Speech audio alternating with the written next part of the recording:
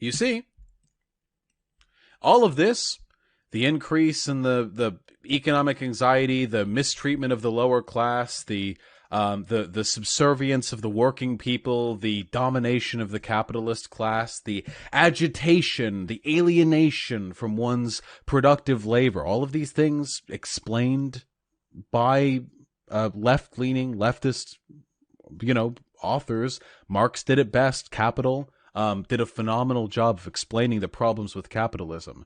And some people said, okay, well, we can change this. We can do better. We can make socialism and go from there. But some people thought that the problems which arose from capitalism stemmed not from a misapplication of the original principles of the Enlightenment, but rather from the Enlightenment itself.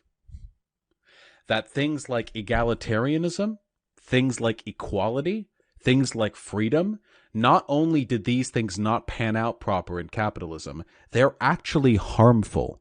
Humans aren't meant to work that way.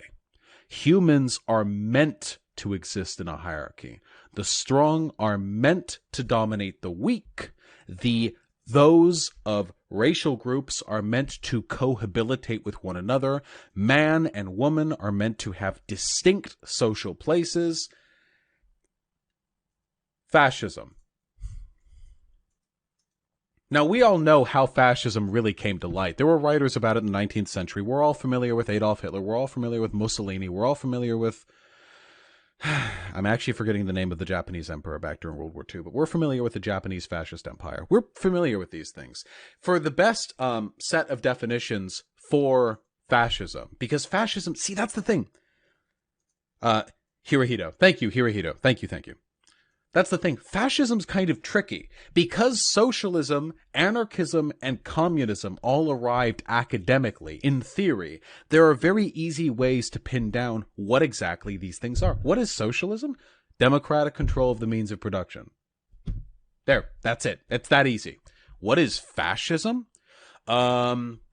Fascism is an authoritarian society described by xenophobia, a strong national interest, a reaffirmation of a long-standing historical identity. It usually stems from a feeling of national shame and a desire to impugn that shame by retaliating against the There's like this weird set of like characteristics. It's not like, oh, the state and the capitalist class collaborate. Oh, that's fascism. Because that happens today in America. America isn't like a fascist state. There are fascistic elements to America. It's not a fascist state. Fascism is best described by Umberto Eco's, 12 or 14 points? There has never been, and probably never will be, so good a definition of fascism.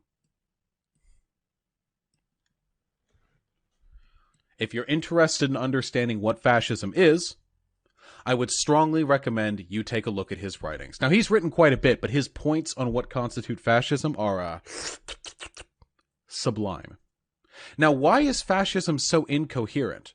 Well, that's complicated, but I can summarize it in one pretty simple statement. Because incoherence is the point. See, the Enlightenment wasn't just about equality. The Enlightenment was also about reason and rationality. And these things are exemplified in leftist writings. You want to see rational thinking? Please, crack open some leftist literature. They were all about that shit. Fascists do not care about the truth. I know that sounds like a very broad statement, but I think it is best exemplified by something that Nicolas Fuentes said. He's a Nazi, YouTube Nazi. What Nicolas Fuentes said in a live stream of his, in which he was debating on Trainwreck's Scuffed podcast with Sargon of Akkad against Destiny and Hassan. Now, Nicolas Fuentes is what is called a traditionalist. A traditionalist is somebody who rejects the Enlightenment social values. A traditionalist operates in this time space. Women are women, men are men, there's no inherent value to equality, races should be kept separate, or at least there should be racial distinctions which determine superiority from one to another. A traditionalist. Nicolas Jay Fuentes said this in response to a statement by Destiny, to my memory, that there are tons of studies which disprove a claim Nicholas Fuentes had made earlier.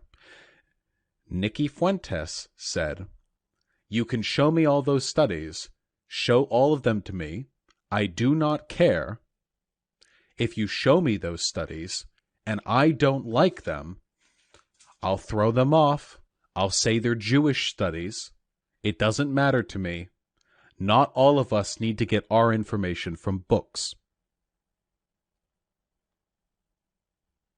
Now, I haven't listened to that debate in a little while, and so that's not verbatim what he said, but that is essentially what he said. He does not care about factual reality. It doesn't matter to him. What he cares about is whatever systems of belief, whatever policies, whatever actions will bring about the right triangle. Not right as in 90 degrees. Right is in correct. In the mind of a fascist, in the mind of a totalitarian, the world is hierarchical. There are some people better than other people. And the only thing that matters is that the right people be in the right positions. It's that simple.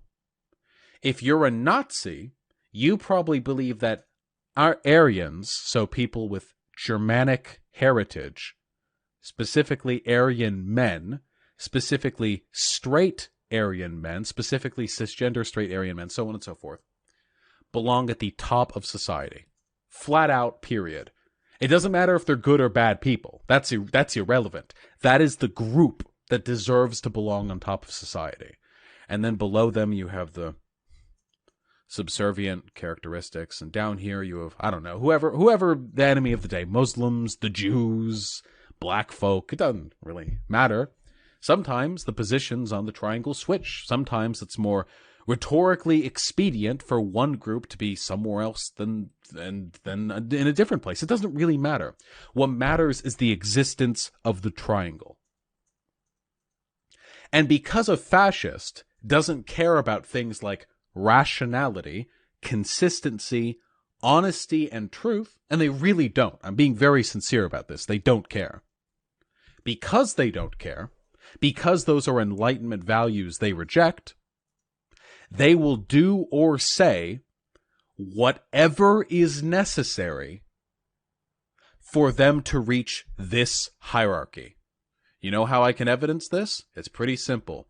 A lot of you, I bet, have argued with fascists online. Them's the times we live in. Tell me, isn't it strange how they seem to divide their own beliefs or partition them in so many different ways? I swear, I have argued with 100 fascists, and I have listened to 101 descriptions of fascism. Goodness, excuse me. Isn't that interesting? This is really true, by the way. It's never, oh, I'm not this, oh, I'm a nationalist sectarian, oh, no, I'm a nationalist identitarian, oh, no, I'm a traditionalist, pro-pan-European, pan-Europa, pagan. There's a million different, I swear to you, I could list them for days. I've heard a million different words. And in spite of the fact that these people seem to have such different political beliefs, they all seem to make the same arguments to put the same group of people on top, and they never argue with one another. In spite of the fact that all these people are so different, with different values and different beliefs and different positions on different issues, some of which are really important, they don't argue with one another. Not the way leftists do. Leftists with different beliefs will attack one another like that. They'll do it forever. But they stay together. Now, they do disagree on things from time to time, but as a political unit, they know what their job is. To do or to say whatever it takes to build the triangle. It's that simple. Fascism is not just an alternative to socialism. Fascism is not just an alternative to capitalism. Fascism is a reactionary return to pre-Enlightenment values with post-Enlightenment philosophy and technology. And that's scary. Pre-Enlightenment inequality was built predominantly on philosophical ignorance. And I understand that's a very reductive statement to make, but for the most part, it's true. We've developed a lot since then. Post-Enlightenment inequality can be justified with some very, very scary philosophical positions.